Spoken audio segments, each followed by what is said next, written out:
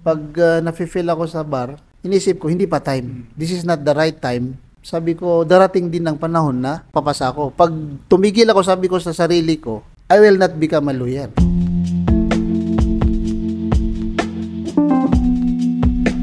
This episode is in partnership with Cacao Maranao, a social enterprise supporting local Maranao farmers, turning homegrown cacao into rich and meaningful chocolate bars. Check out their page and support local. This episode is officially caffeinated by The Family Bean. For your study sessions, meetups, or quiet moments in between, The Family Bean serves up delicious food and coffee. Visit their page and enjoy the experience.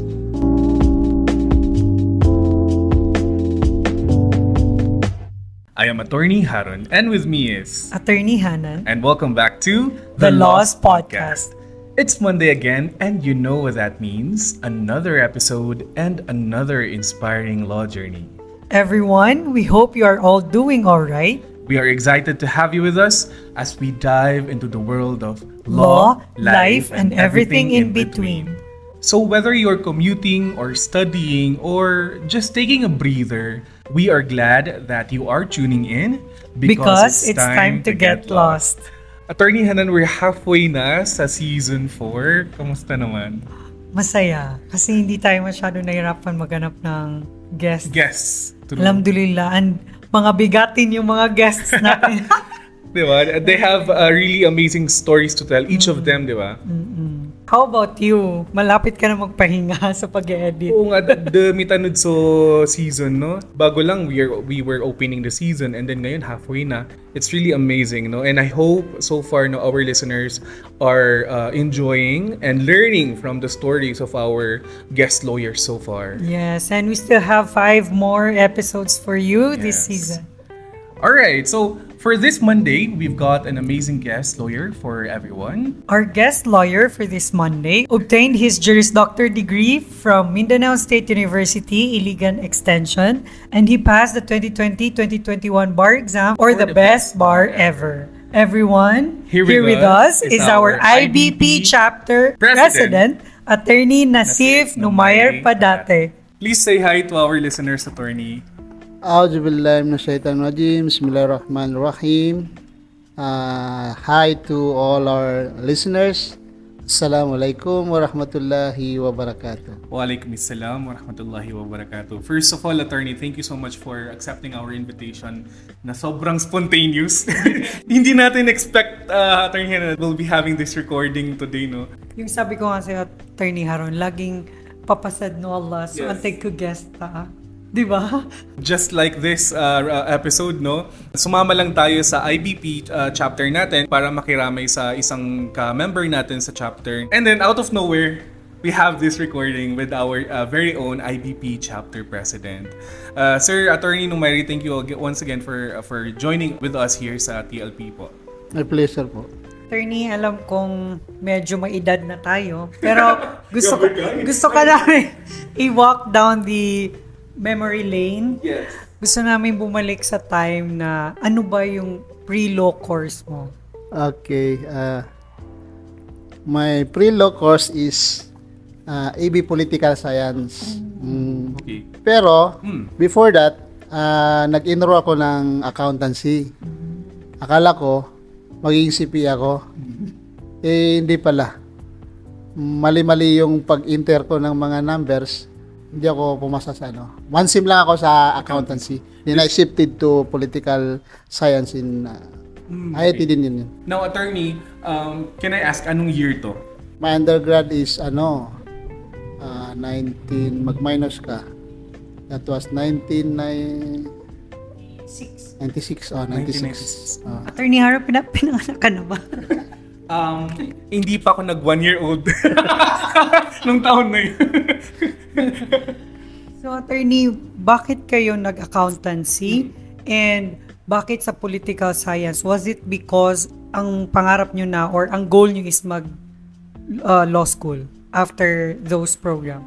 Nung nasa high school ako, naririnig ko na pag accountancy maganda sa law. Okay. So, dun.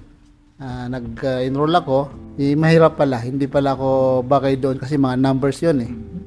So, may another option is political science. Maganda daw. So, doon. So, talagang ang gusto nyo po, sir, is after ng undergrad, mag-proceed sa law school. Yeah, oo, yun. Saan po galing yung hugot nyo na gusto nyong mag-law school? Kasi, first of all, yung tatay ko, tsaka yung lolo ko is lawyers, then, yun. Isa na yun, pero hindi yung tatay ko, he never encourage us na kailangan maging lawyer kayo, ganyan. Basta, do whatever you want yeah. in life. Pero in your case, talagang plano ko na. You were influenced by your grandfather and your father na mag-proceed sa law. Opo. I see. Was your father po ba or at saka yung grandfather niyo po ba, or were they government lawyers, or were they practicing litigation ba? Yung papa ko nung una as fiscal na Del Sur. Okay. Then naka-resign siya when he ran for assemblyman. That was in 1990 siguro. Yung lolo ko naman former MTC judge. Pero nung tumakbo siya as con, natalo siya. So nag-practice na siya. From that time hanggang sa namatay siya, nag-practice na siya. Hindi na siya pumasok sa gobyerno. Okay. So growing up, nakikita mo na yung lolo mo at saka yung papa mo na ito yung linya ng trabaho nila. And definitely that influenced you to pursue law later on in life. Yeah, nakita ko na yun. What made you decide? Like, I mean, yes, kilay nga sila, nagigalbakiran, but what made you became decided na gimamismo na ka? Kasi yung the way na ginagawa nila yung as a lawyer, marami silang natutulungan eh. Yung sometimes yung tatay ko pag wala na mga manok pa, nakikita ko minsan noon panahon. Pagdating ng client, may dala-dalang manok or pato. Wala pang mga monetary payment. Wala pa, no. Nung nag-practice na siya. Kasi nung nag-practice na siya, yun. Siguro kadalasan pro bono. Tapos yung lolo ko naman, while I was studying in Imisio IIT, pumupunta ako dun sa law office niya sa Mejia Building sa Iligan. Nakikita ko pag may pumapasok ng mga client na nagagalit siya pag kasi yung mga client sa unay nila itanong, "Sir, magkano?" Yung lolo ko pag narinig niya yun, nagagalit. Sabi na, "We will not talk about acceptance fee. Let's talk about your case muna." Then pag nanalo tayo, doon na. So kaya yung lolo ko, hindi talaga siya yung mama na sa lawyer pa, as practicing lawyer. Doon mo talaga makikita, attorney, na yung family ni Sir are generous. Kasi the mere fact na nag-guest siya sa atin ngayon and very go siya, makikita mo talagang meron silang passion to really help yung community nila. Kasi by guesting, we know na marami kang may inspire, sir, sa guesting mong to. And I'm sure na later on marirealize ng listeners natin why we have attorney. Ayokong mag-spoil, but just tune in until the end. Kasi silang family lang, silang lawyers. Siblings, lahat ng siblings mo, if I'm not mistaken, lawyers. Yeah, 5 kami, pang-anim si Papa. Pang-7 ang grandfather niyo. Just imagine. Yeah. So, ang daming nila. Yes, and for our listeners, they have the Padate law firm. So if makikita mo yung logo nila, lahat Padate. Circle kasi yun, di ba? So Padate. Amazing. Yes, exactly. Walang nag-decide na okay, dito na lang ako sa medical field. Or wala, sir, parang bakit lahat kayo gustong maging abogado? Ano kayang tingin mo na influence? Bakit lahat kayo nag-pursue ng law school? Siguro yung dahil sa nakikita nila yung ginagawa ng tatay namin na yung tulong lang talaga. Then our father never influence us na mag-lawyer ka. Wala talaga. So yung aral lang, tapos pagka-graduate namin ng undergrad, mag-law ako. Ikaw, sige. So So bali sir, pag-graduate nyo ng undergrad, diretso na ba kayo nag-law school or nag-work muna kayo? Diretso. Diretso na. Ako sa MSU IIT. Maganda kasi walang bayad. Nung panahon namin, mga per unit yata, 100, no? 100. Pero attorney, sorry, ikaw po yung eldest. Yeah, eldest.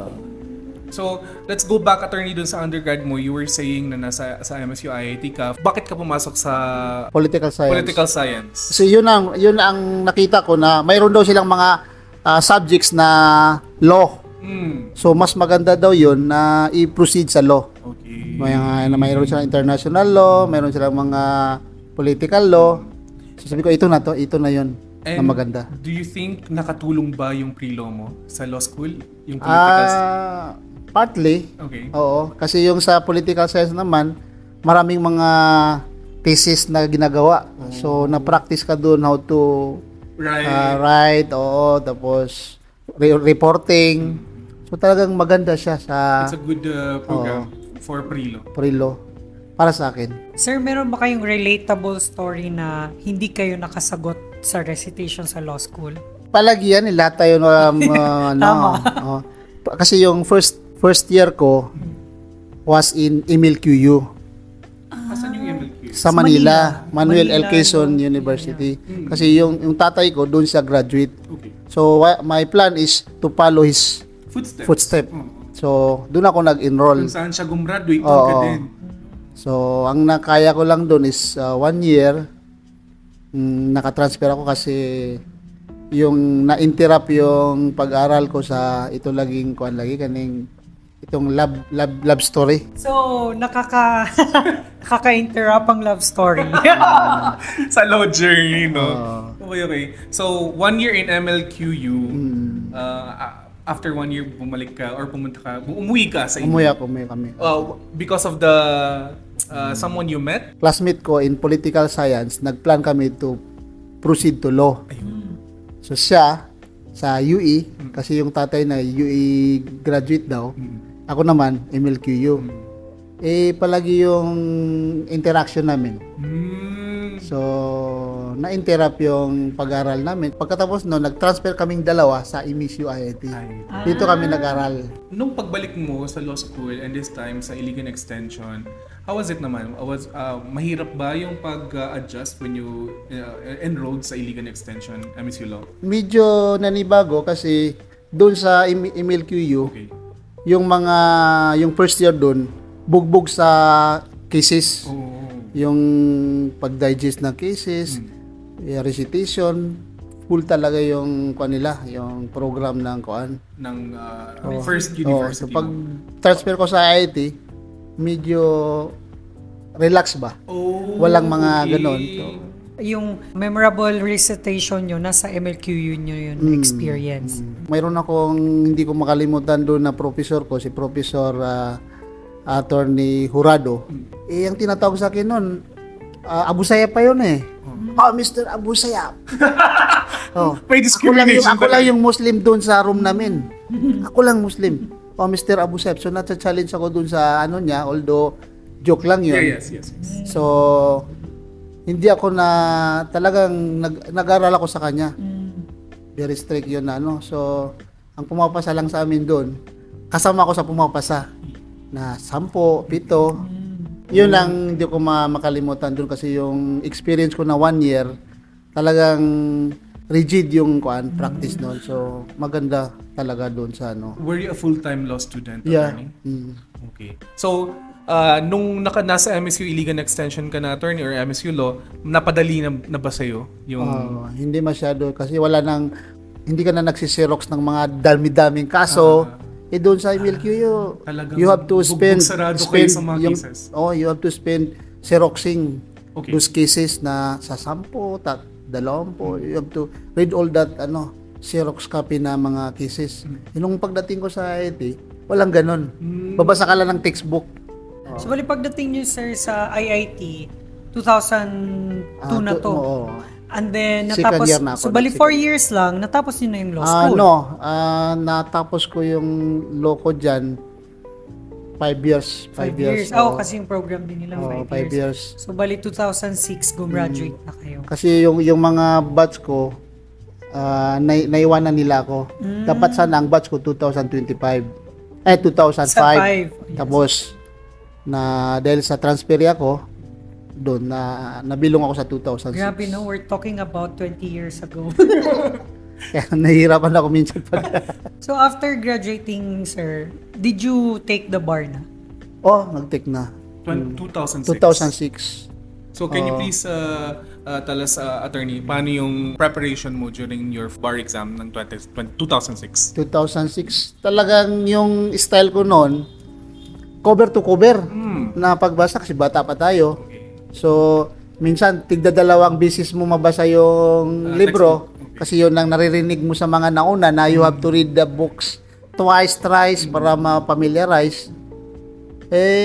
Dahil sa bugbog ka masyado, overloaded yung information. Pagdating mo doon sa bar exam, mahina na yung pag-process ng how you digest yung questions. So, hindi rin maganda. Hindi maganda yung result 2006. Kahit na deep inside, hindi ako prepared. Kasi nung nag-review ako, akala ko yung mga naririnig ko sa review center, parang hindi na yung review, first view. I do. But, I still talk the bar kasi ang naisip ko naman, kibaga ako mga abdak na ya. So parang nagmadali ako, even though I know deep in myself na, hindi ka prepared. Deep inside myself na hindi ako prepared. Kasi may mga words doon, mga principle doon na hindi ko alam eh. First time mo nag-meet? Oo, first time ko na-meet kasi doon nga, sa first year ko, yung during my law, kadalasan doon hindi mo natapos yung textbook. Yeah. Oo. Tapos titik ka ng bar na hindi mo natapos yung textbook kasi palagi absent. 'Di ba? Okay. Minsan walang pasok. Yeah, I can relate. Oo. So nagtik ka ng bar, hindi mo pa nabasa tapos yung textbook mo, masisyak ka doon. Nagsasalita doon sila La Albano at sila si Sandoval, lahat first view mo yung mga principle. Si Rihano rin po ba na? Ariano, oo. So, bali sir, you did not make it sa first take mo? First, nakailang beses ako mag-attend Noong first 2006. Inulit ko na naman, 2007. The same style of studying. Cover to cover. Twice, thrice. Lahat na ng naririnig ko na mga materials. May materials. Pasirox nga. Xerox. So nag-hoard ka? Oo, lahat na lang binabasa ko. Kasi babawi ako. Hindi naman pumasa. Bakit po? I mean, you did your part. Ang ginaano ko naman doon, after I pass the bar na, ang gi-analyze ko yung is parang yung that way of studying na basa ka ng basa, hindi maganda. Parang walang retention. Parang ginapanis mo lang yung sarili mo na just to finish yung books. Makadalawang basa ka para sa'yo, kaya mo na yun. Hindi pala yun. Mali yun eh. Hindi yung Yes, retention. ang tawag ko dyan, attorney, is yung passive reading.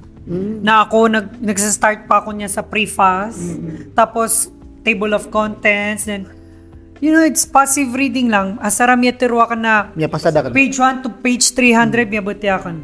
Without actively reading it na trying to recall them if naalala ko pa ba. So, yeah, may ganun.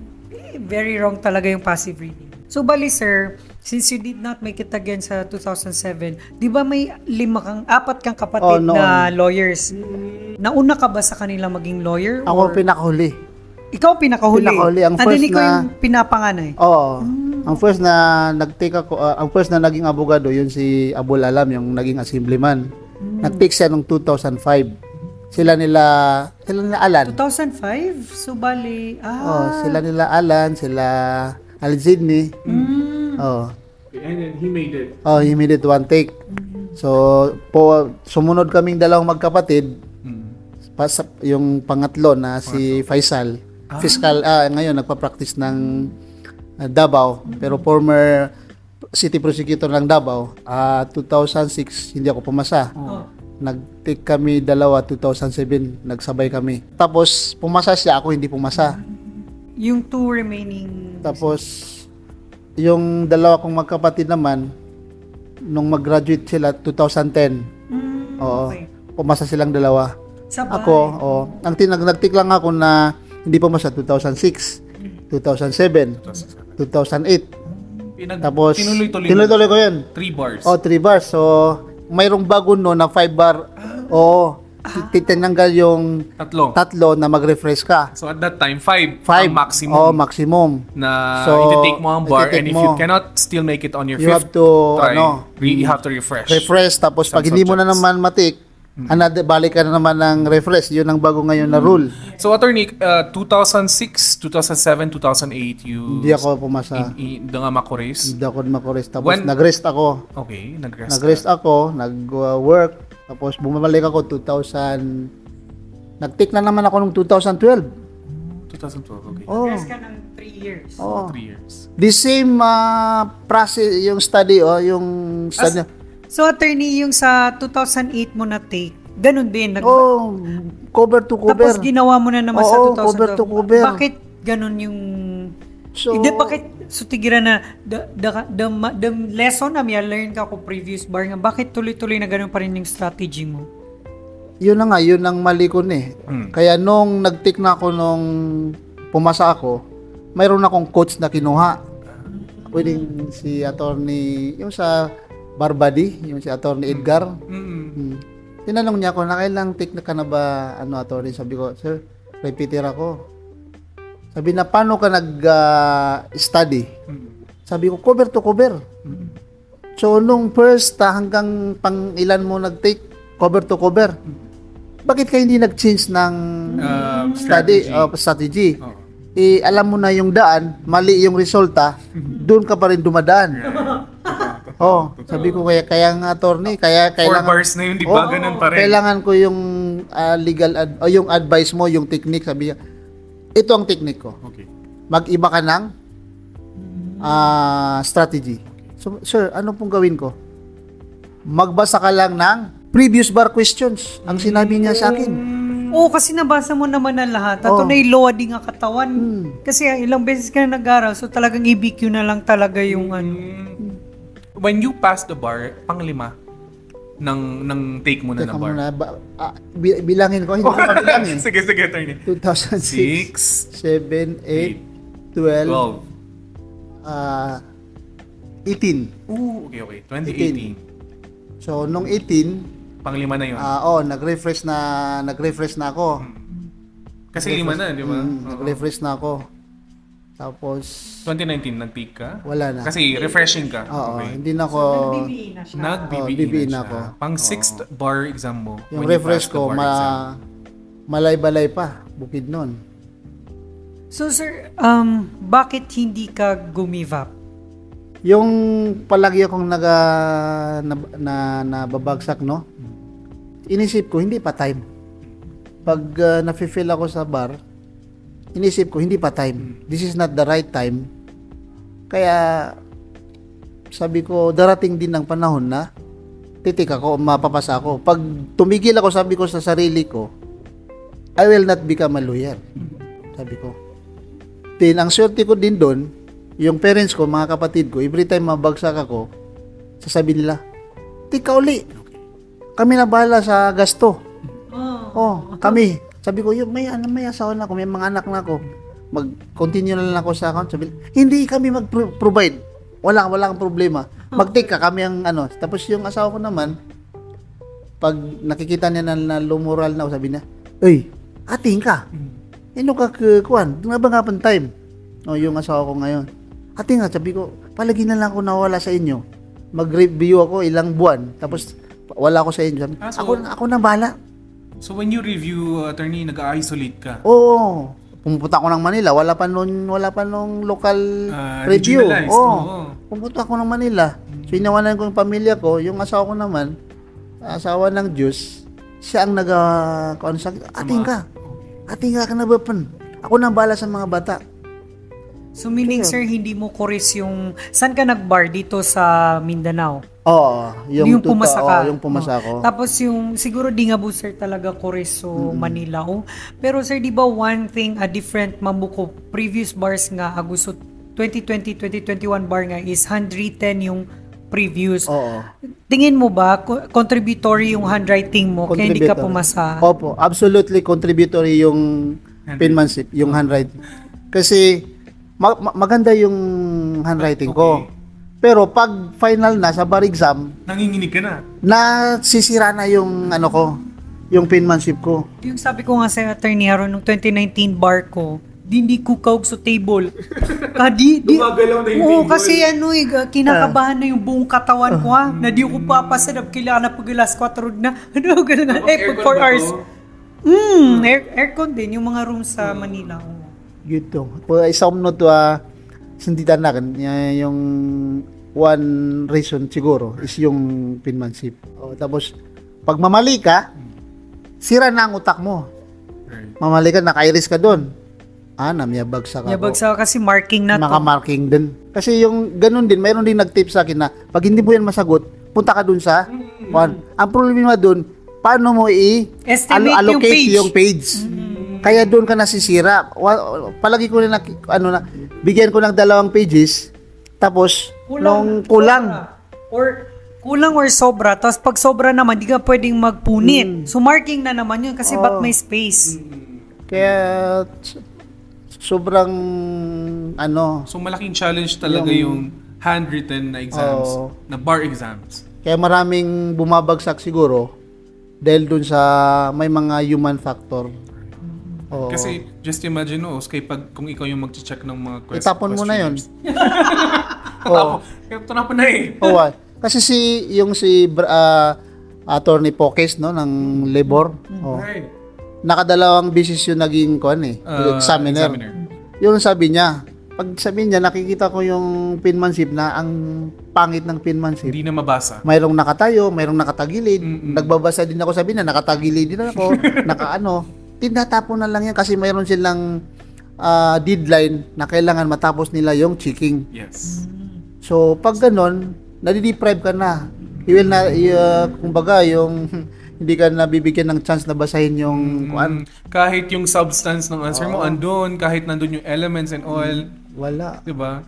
Kung hindi naman mabasa, wala din. Wala rin. Kaya sobrang sir, pasalamat tayo. Yung sa BBE nyo, di ba pwede pong mag-skip ng numbers? Oo. This time ba, nagsiskip ka na ng number para mag-move sa next Oo. question? Nung sa BBE na, pwede ka mag-skip, pwede ka mag-delete, pwede mo balikan. I-flag. Oo. Hindi ka maganda dito, tapos pumunta ka doon. Tapos nung maganda na yung takbo ng utak mo, balik ka doon. I-review mo, hindi kayo mapia.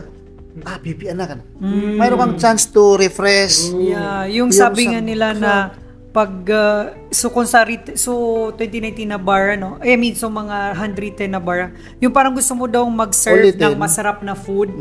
I mean mapia sa presentation ka. However, instead na may present ka na mapia buntal nga mini-present na sa side dakbuwa. Dakma niya tutong pa na. Unlike sa gaya computerized, nagkapahingas kanya mapakatay de lagi do buffet. Kababayaan matya examiner. Miyap-yap arrange ka yung pagsagot mo pa is clock, conclusion, law, application, tapos mag-conclusion ka na naman dito. Ang ganda ng presentation mo. Pero sir, since kasi 2 decades ago na yung yung law school journey mo, hindi ka ba na-demoralize na computerized din, ayoko na lang kadi umataw computer? Hindi ko naman yun na nung nangyari yun, mas na ako, sumaya ako, sabi ko, bandagiya. This is the sign na siguro. Tapos nung, di ba na-COVID pa yun? During that time, nakalimutan ko is nag-refresh ako doon sa Malaybalay Bukid noon. So, pumupunta ako doon. Nag-travel ako. Pag pumunta ako ng Cagayan, tapos nag-ano ka doon sa mga napapayak pa ako minsan laborong gira na di mi pagidida gitu ako na. So music ko to my last dance with my Father. yun ba yun? Dance Ano? with Dance my- with Dance with my father. Ani ken ka na paguro ko na di ko di mamang yala. Makapasa ko nga may lengad na yala.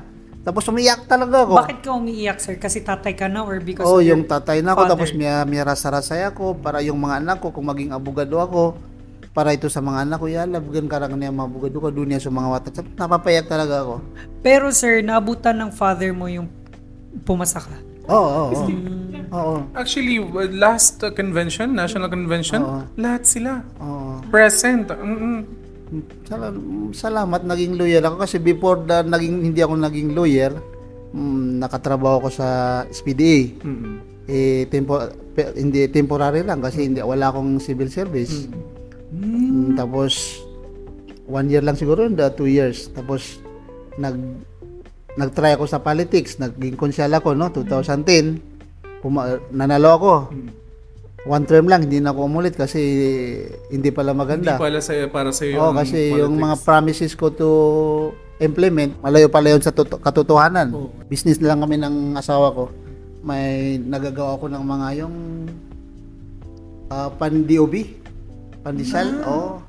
Tapos kami ni Mrs. nagagawa ko ng pandesal, binibinta namin. Oo. Sobrang hirap. Oo. Sobrang hirap kasi wala akong trabaho. So gano'n na, yun ang nakadetermine sa kailangan maging abogado ako kasi pag hindi ako mag-abogado, ganito na ang buhay ko. Oh, tapos yung mga anak ko lumalaki na, 3 anak ko. So yun to, kami ko na pumati ako sa Mayto, sa yung Pudal. Sobrang hirap. Kaya nagpasalamat ako na nagkaroon tayo ng digitalized Kaya kung sa vision. Malay-balay, pag announce na hindi na tayo mag face to face, natiyak na. This is a good omen. Kasi pinabalik na kami sa mga lugar namin. Sa Marawi na. So may kabalik ako sa Malabang. May baya-baya sa karumagan. Ano kayo ni? Hindi na kami. Ano na ngayon? Online na. Nag-online. So problema sa Malabang, mahina yung online, yung signal. Sabi ko naman, I have to go to Marbel. Ngayon mahina sa signal siya. Nasa ko. Pinasi ko sa Balabagan. So yung adjacent munisipyo namin sa Balabagan, malakas daw yung internet. Yung mayroong company doon, yung Lubregat company na council nilang tatay ko, kinausap ko. Sabi ko, sir, pwede ba na every gabi na magklase mi, dire na lang ko sa inyo kay kusugin yung internet. Okay, attorney. Tinatawag pa akong attorney, kaya hindi attorney. Whatever you want, kay English yun mga Espanyol. Whatever you want, just yung mga copy, ganyan. So kapabali nga sa Malabang na alas 10 sa gagawi, ako lang mag-isa. Umuwi ako papuntang Malabang. So talagang ang effective sa you, sir, is yung malapit ka lang sa family mo, no? Kasi di ba sa past or previous review mo, malayo. Lumalayo ka and nag-isolate ka. Yung pala ang mas magiging effective sa yung nauuwian mo lang yung family mo. Parang ganun, maad na effect yan. Ang naisip ko lang, sabi ko, I am studying very well. Ako di ka bugudo ka different time. Yun ang sinasabi ko lang sa sarili ko. Kasi pag lumalabas yung results na dalawa kami ng asawa ko. Pag makita ko, wala. Umiyak yung asawa ko, sabi ko, hiyap mo rock, hindi pa time. Kaya ulitin. Ulit kap man. So yun ang kwan. So sir, hindi ka ba nainggit sa mga kapatid mo na unti-unti na silang tumataas kasi yun nga, naging abogado na sila? Partly, mayroon. Kasi pag nandun na sila, nag-usap-usap na about law, ganyan. Although alam ko yung pinag-usapan nila, but I never join kasi nahihiya ako sa sarili ko. Sabi ko, hindi naman ako abogado. Pag sinasabi lang, hey, ate Naki, parang nagsiself-pity ako.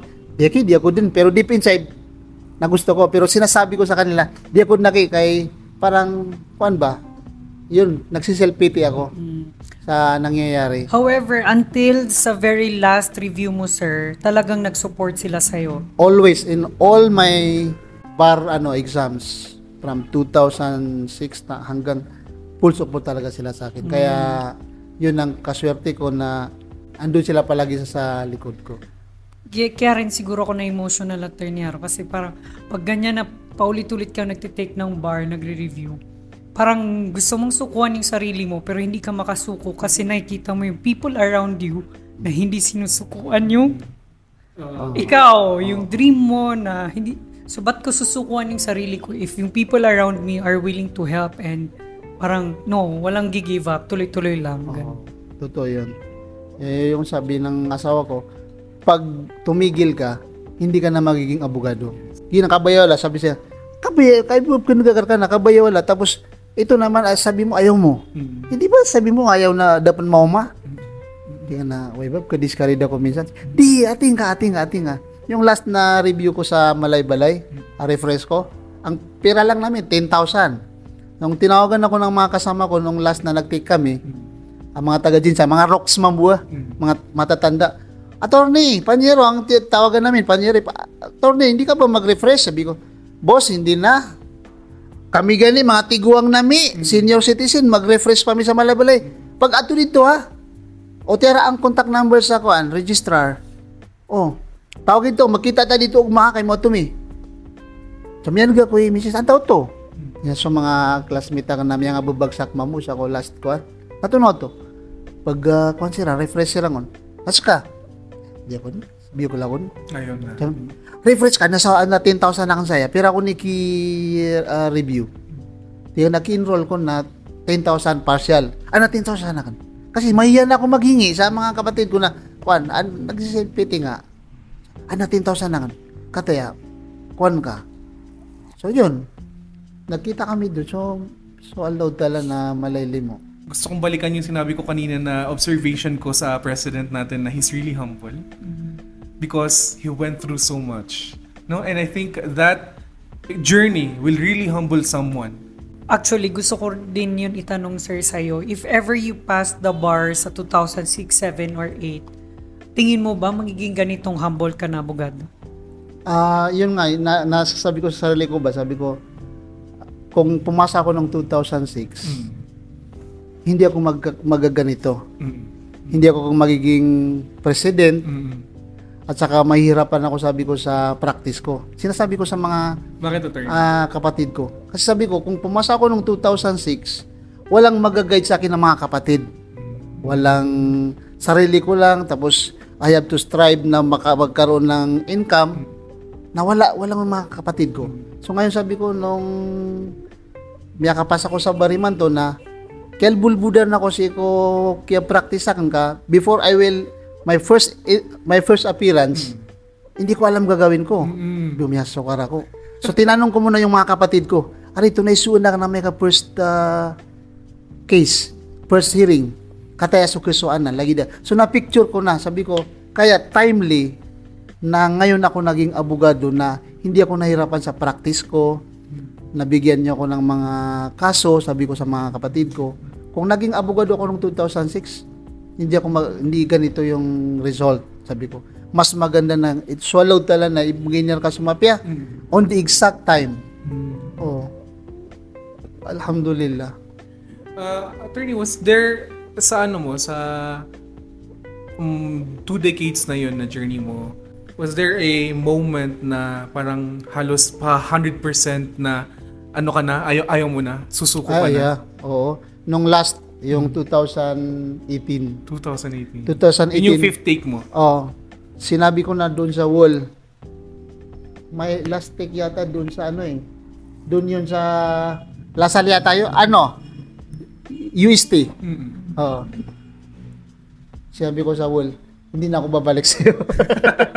Pag hindi ako pumasa dito, hindi na ako babalik. This is my last time. Hindi ka nakabalik kasi nasa regionalized bar ka pala. Kaya pala.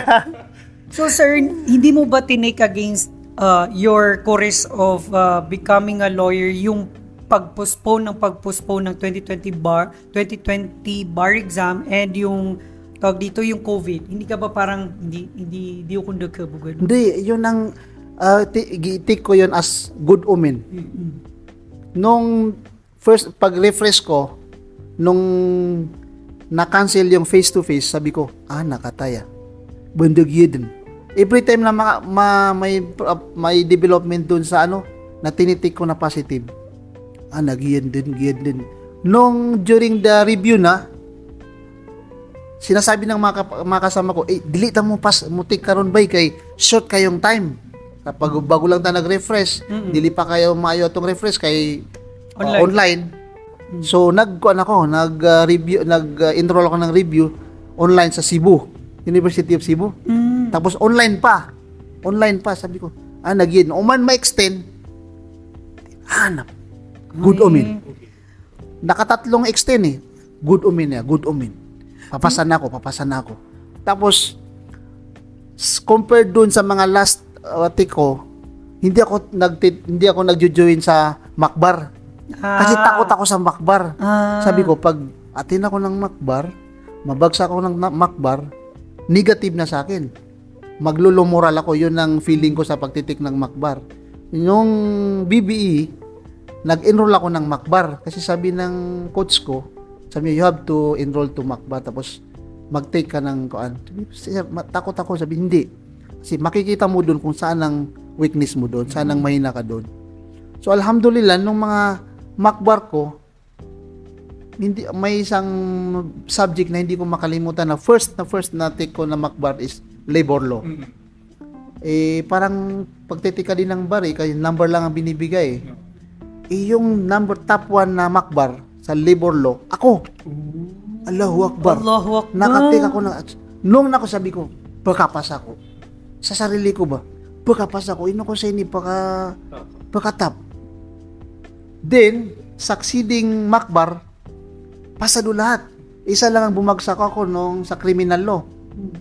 Nakuha ko lang mga 65. Tinawagan ko yung coach ko. Coach, ano ba to? Sabi niya, ano ang binabasa mo ngayon? Sabi ko, sir, ibang subject, hindi criminal. Kaya pala babagsak ka. Sabi niya, yung binabasa mo, ibang subject. 65. Kung ang binabasa mo ngayon is criminal law, talagang papasa ka, 65 ka, hindi ka, iba pa yung binabasa mo, naka 65 ka. Miyaka moral booster ako man. So, lahat ng na-experience ko during that review, during that refresh, at saka review, lahat hindi ko na positive.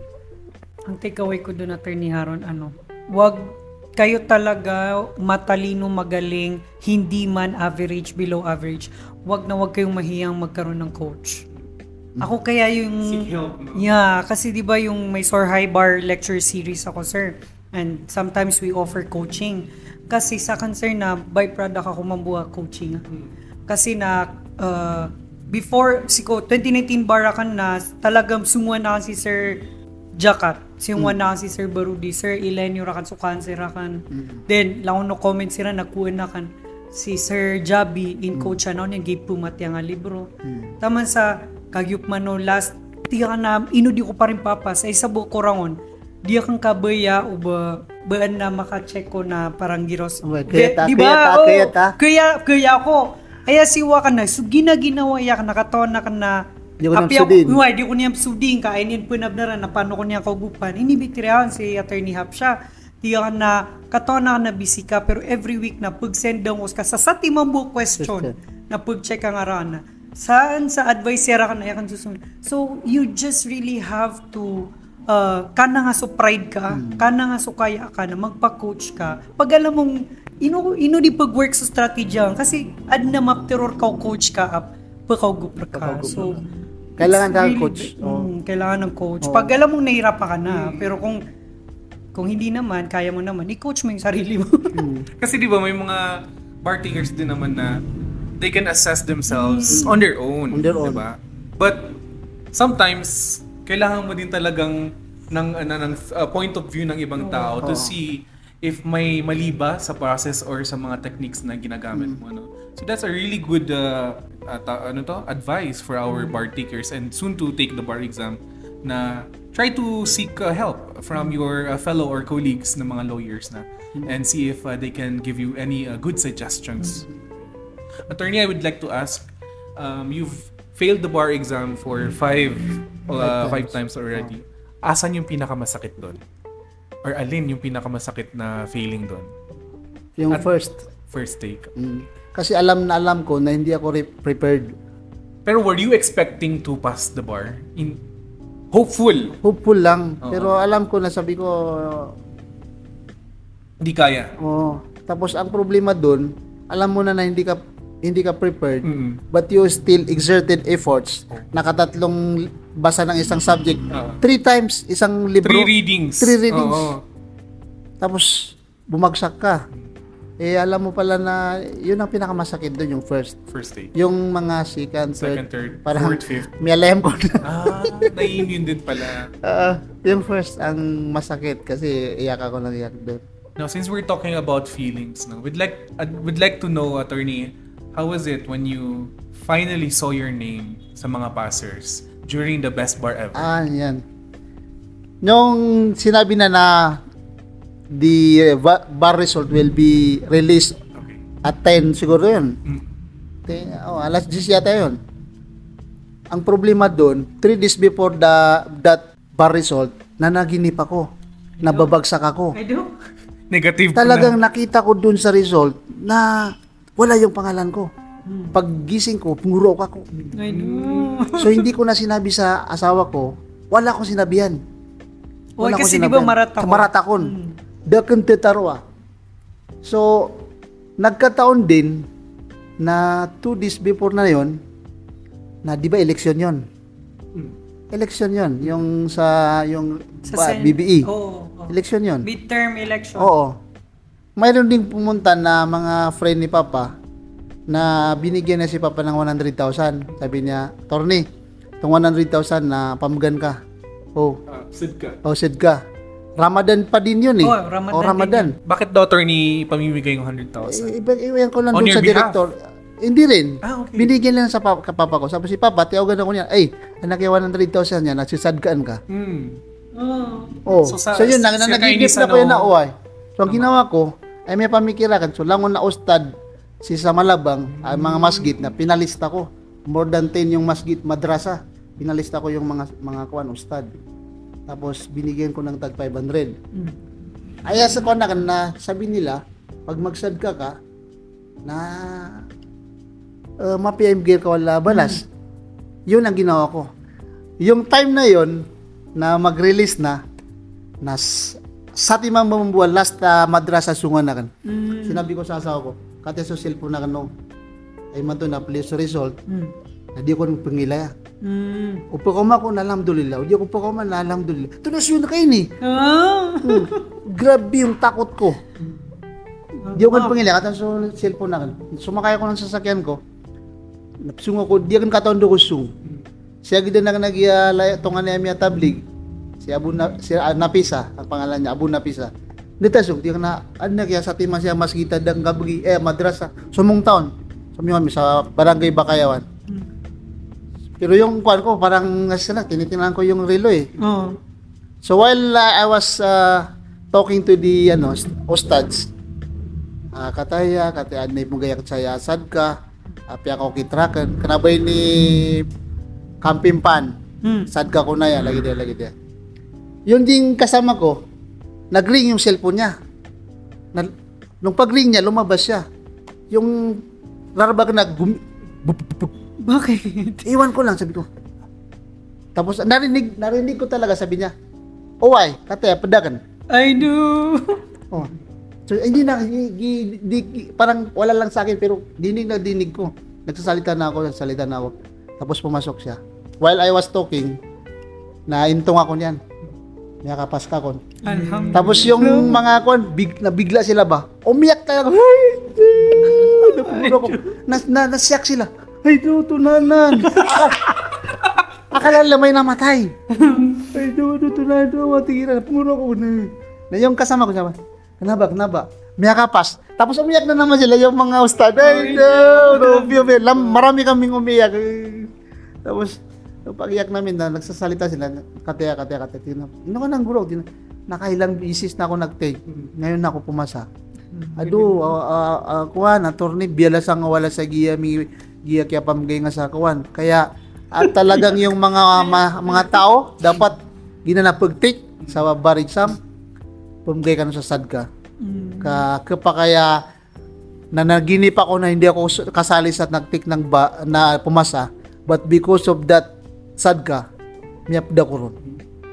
Speaking of sadka, attorney, no, nung bar review ko din, umani na sagad na kana di mamangani na bupya tunay mahugot ka sa kuha na kana bulsa ka na salad limalad sawate ni kung giya ka nun. Kasi tika na what if giya salad sawate ay ra ka makapas. Pata. I mean, di ba, you will never know. Grabe. So, to our bar takers and law students, when you take the bar exam or when you are preparing for the bar exam, be generous. Correct. Huh? So sir, yun yung reaction mo. I mean, yun yung paano mo siya nalaman. And then ano naman yung reaction and paano nalaman ng wife mo? Siya ang mas naunang pero hindi nila ko makontak eh. Wala akong Kasi cellphone. nagpakalayo-layo. Oo, nagpakalayo na ako. Hindi ko na alam saan ako pupunta. Buti alam nila kasama mo yung tablig. Iwan ko din, siya ang nakontak ng nanay ko. Ang nakakontak doon ng nanay ko. Okay. So, nung umuwi na kami. Mm. Umuwi na kami. Ang una-una kong pinuntan yung nanay katatay ko. Tapos nung dumating ako, sobrang iyak nila. I do. Sobrang iyak nila. Sabi pa, isa ko makapas mga pagariakan na kanabakan lagi dito na. May makapas mga pagaring ka. Nagiya miya filami man to kaya pakapas ka. Na timo so kaya pa makapasiran. Na mas miya bubaya kami sa kaya pakapas ka. Kasi nung pumasa sila diyan na happy yung kaligayahan namin kasi hindi ka pumapasa. Ngayon na ikaw pumasa na sobra. Nawala na. Full yung happiness namin, sabi niya. Pagkatapos nun, pumunta na ako ng asawa ko. Umali ako sa asawa ko. Umiyak yung asawa ko. Saka yung mga anak ko. Sabi, yung eldest ko, sabi, Papa, hindi ka na magre-review.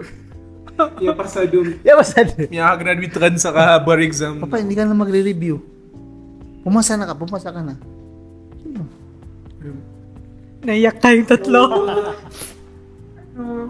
I can relate din dun sir sa sabi ng mama mo na full happiness. Kasi yung sa brother ko rin, umasa siya ng physician licensure November. Tapos nung pumasa ako nung April na, grabe sukyap. Kisa kami, kaya guro kami langon. Tigi mother ka na, happy ako kasi kumapas ka niyan, pero di yung kabayo ko, sobra ka happy ka, di yung kabayo ba ka barasi. Kaya iman to tigil na miyapas ka na, alhamdulillah ka, kompleto ka nun na miyapas. Complete talaga. Very emotional ang journey talaga ni attorney Mayroon sa 2 decades niya na experience, mashallah. So ilang anak ba, ilan na po yung anak nyo nung pumasa kayo? 3. Tatlo. Tapos ilang taon na yung nag-joke sa'yo na tapos ka na mag-review? Senior high. Oh. Alam na so niya talagang nangyari. nakita niya yung journey mo, no? Attorney, I'd like to ask, 2 decades, 6 bar exams. In the end, was it worth it? Oo. Kasi kung siguro yung mga sabi ko nga sa mga kapatid ko, mas magaling ako sa inyo. Kasi 6 na review ako. May yung old laws nabasa ko at saka mga new laws nabasa ko. Kung baga doctorate ako ng law sa inyo. Na-master mo na. Na-master ko ng law. Marami akong alam na hindi nyo alam, sabi ko. Oo. And talagang totoo. Sa practice ko ngayon, na nag-help siya nung training ko. I consider that as a training. Yung ilang beses ako nag-take ng bar.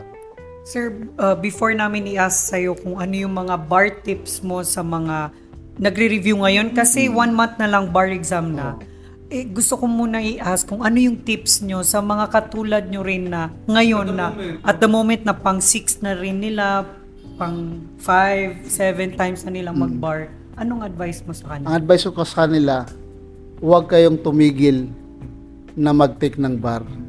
Kasi ang pagpasa ng bar, hindi yan nakukuha sa magaling ka, ilang beses kang kung saan ka nag-review, basta mo masukuris na bapeng tirod na dunya na pigilan nila, hindi lang mapipigilan. Never stop dreaming.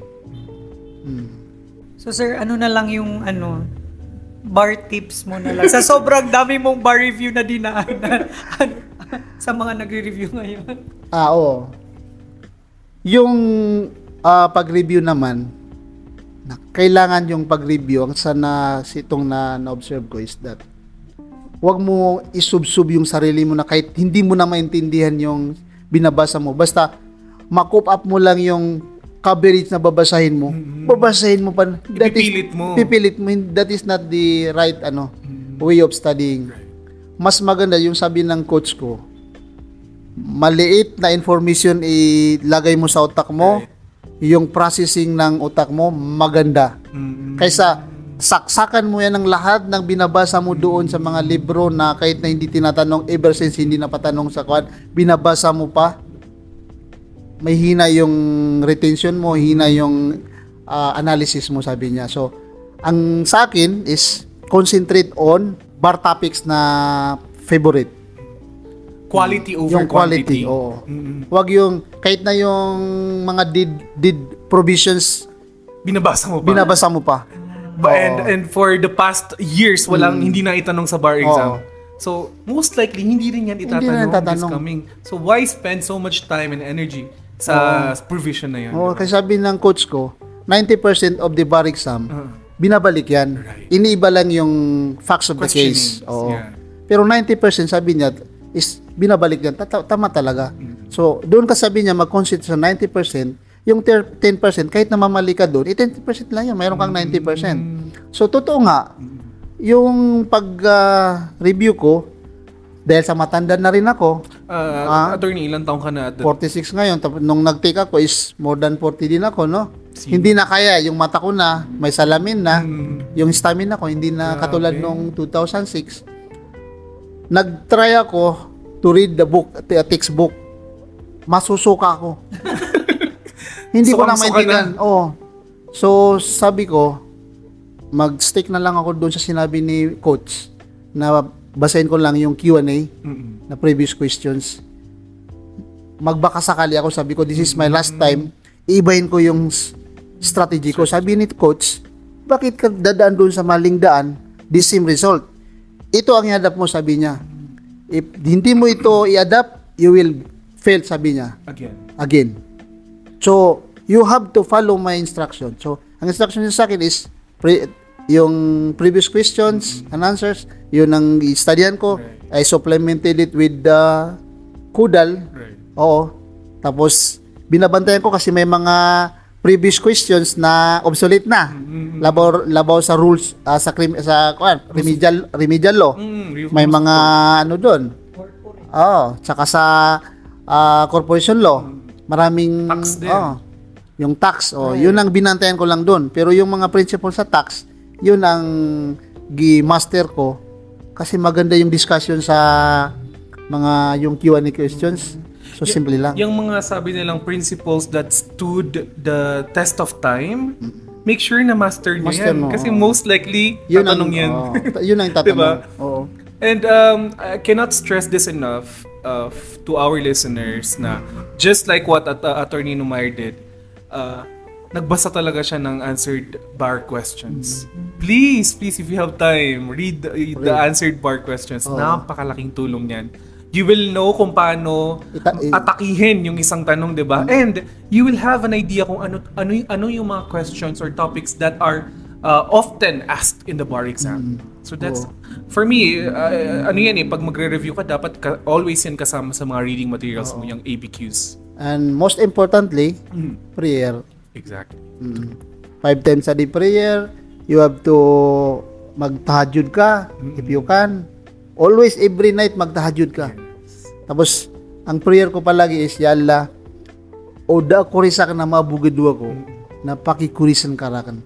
Oh my God, same tayo. Pakikurisan karakan ka, so mga watak na dunyan.